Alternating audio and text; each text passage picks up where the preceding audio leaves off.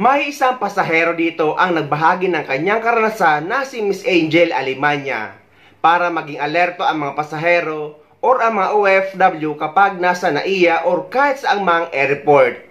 Dahil isang lalaki daw na nakaputing t-shirt ang kumuha ng kanyang maleta na naglalaman ng wallet, ng laptop at ng iba pang gadgets. Habang abala silang nakapila sa check-in counter at nalingat lang.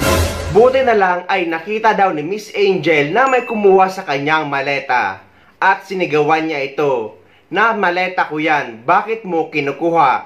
At ang sabi lang ng nakaputing t-shirt ay sorry ma'am, ganun-ganun lang. Paano na lang kung hindi pala ito nakita ng pasahero?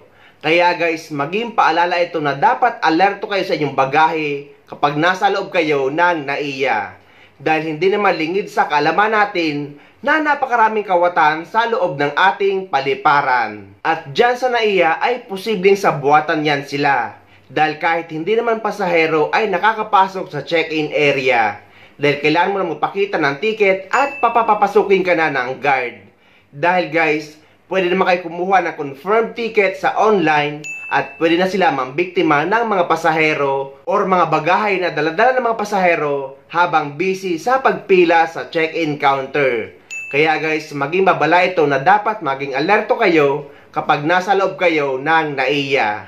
At paalala din na wag niyong ipagkakatiwala ang bagahe ninyo lalo na ang hand carry sa kahit man na sinong kababayan natin sa Pilipinas man or sa ibang bansa.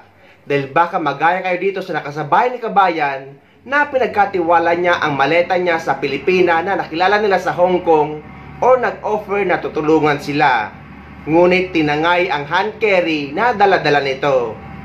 Babala at paalala ito sa lahat, lalo na sa mga OFW na pauwi sa Pilipinas, na mag-ingat sa mga nag-aalok ng tulong sa airport, kahit saang airport pa yan.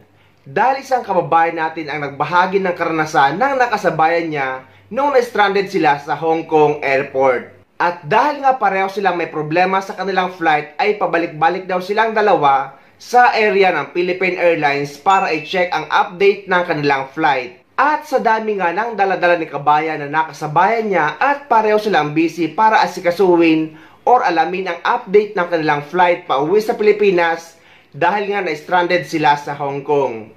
May isang kapwa Pinay daw ang nag-alok ng tulong para hawakan at bantayan ang mga daladala nitong maleta. Ngunit dahil na busy si kabayan at nalingat sa pag-asikaso ng flight update nila pauwi sa Pilipinas. At pagbalik daw niya ay wala na yung Pilipina na nag-alok ng tulong para hawakan or bantayan ang kanyang maleta. Tangay-tangay ang hand carry baggage kung saan daw nakalagay ang mga mahalagang gamit nito. Paalala lang sa mga uuwi, pagdating ninyo sa airport, kahit saang airport, mag-ingat po kayo sa mga nag-aalok ng tulong. Huwag ninyong pabibit-bitin ang mga gamit nyo at mga daladala. Kasi nung ako po ay umuwi, na-stranded kami ng Hong Kong, may kasamahan po akong nakasabay doon na magpo-for good na siya. So, ang dami niyang dalang maleta, 3 luggage, at isa doon ay hand carry. So, may nag-offer sa kanya na tutulungan ng pagbitbit ng hand carry. Tapos, ayun, dahil nga nagka-problema kami, napunta kami ng immigration, pinakuha ulit ang mga bagahe namin. So, sa dami-dami niyang bit-bit, akala niya tutulungan siya, kapwa Pinay din yun. Tapos nung nalingat na siya, kasi every 30 minutes, pumupunta kami sa pwesto ng Philippine Airlines para magtanong ng update. So ayun, nalingat siya. Tapos hindi na niya nakita yung may bit-bit ng kanyang luggage. So nagreklamo naman siya sa Philippine Airlines, pero hindi sinagot ng Philippine Airlines kasi nga hawak pa niya yung mga luggage niya eh. So ayun, hindi niya nabawi yung kanyang hand carry. Hand carry pa naman yun, yung mga mahalaga na andon. So wala nang nagawa, kundi lumipad na lang kami nang nawawala yung hand carry niya. So mag-iingat kayo sa mga nag-aalok ng tulong. Guys, nakaka-alarma na yata ang ganitong pangyayari. Dahil sunod-sunod na ang nakawa ng maleta na ang sangkot ay mga kapwa nating kababayan at kapwa pa natin OFW. Kung naalala nyo na may isang kababayan din tayo na wala ng maleta sa mismong NAIA, ay kababayan din natin ang kumuha. At yung nawalan din na OFW ng maleta sa bus terminal ng Naga City kung saan ako nakatira ay OFW din ang kumuha na naipalabas pa nga sa programa ni Sir Rafi Tulfo.